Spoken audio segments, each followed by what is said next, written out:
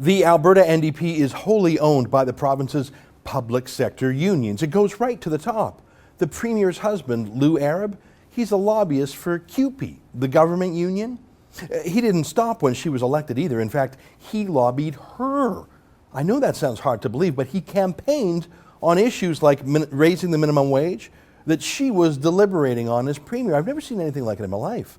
A lobbyist husband publicly lobbying his politician wife, and in public, in the media. One time, a CBC reporter left him a voice message on something, and her staff called back the reporter. I guess the only thing weirder is that the Alberta Press Gallery is so accepting of this obvious corruption. Well, today that NDP union collusion reached a whole new low, and of course we learn about this not through the mainstream media, but rather through citizen journalists. Take a look at these pictures. It's the NDP office in Calgary. Do you see that big NDP sign?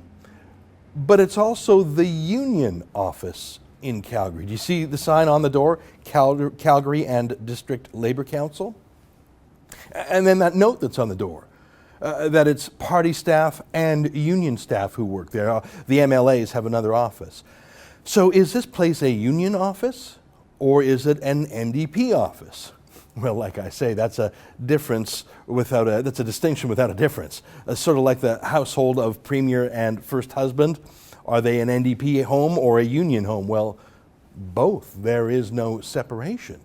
Which is why the NDP has raised taxes only on the private sector and only on the oil patch, and are bringing in a royalty review on the oil patch and wringing out everyone in the private sector, everyone except government unions. Not a single cut in their bloated public sector budget, not one, because they're the same, the NDP and the unions. They even share offices. Can you imagine if the Conservatives or the Alberta Wild Rose Party shared an office, literally the same working space with, say, an oil company?